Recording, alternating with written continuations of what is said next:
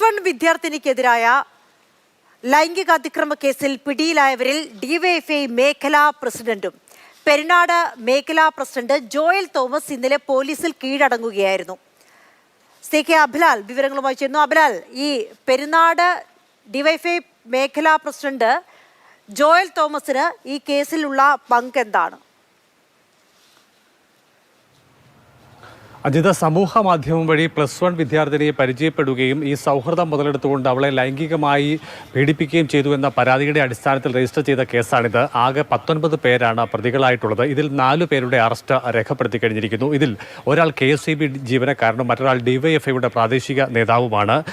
സജാദ് സലീം എന്ന 25-കാരൻ ചിറ്റാർ സ്വദേശിയാണ്. മുഹമ്മദ് റാഫി KSEB ജീവനക്കാരൻ, 24 വയസ്സാണ് ഇയാളുടെ പ്രായം.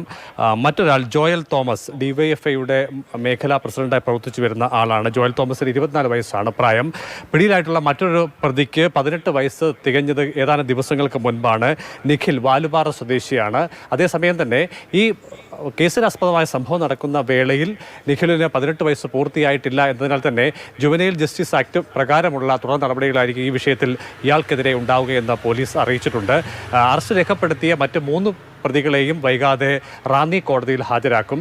ചിറ്റാർ സ്വദേശിയായ യുവാവാണ് പെൺകുട്ടിയുമായി ആദ്യം സൗഹൃദം സ്ഥാപിക്കുന്നത്. ഇൻസ്റ്റഗ്രാം വഴി ഇരുവരും പരിചയപ്പെടുകയും പിന്നീട് അത് പ്രണയത്തിലേക്ക് മാറുകയുമാണ് ഉണ്ടായത്. തുടർന്ന് ഇരുവരും തങ്ങളുടെ നഗ്നദൃശ്യങ്ങൾ പരസ്പരം മൊബൈൽ ഫോൺ മുഖേന കൈമാറി. ഇങ്ങനെ അയച്ചു കിട്ടിയ പെൺകുട്ടിയുടെ ദൃശ്യങ്ങൾ യുവാവ് അയാളുടെ സുഹൃത്തുക്കൾക്ക് അയച്ചു കൊടുക്കുകയാണ് ഉണ്ടായത്. ഇങ്ങനെ ദൃശ്യങ്ങൾ കണ്ട പലരും പെൺകുട്ടിയുമായി സൗഹൃദം സ്ഥാപിക്കാൻ ശ്രമം നടത്തുകയാണ് ഉണ്ടായത്.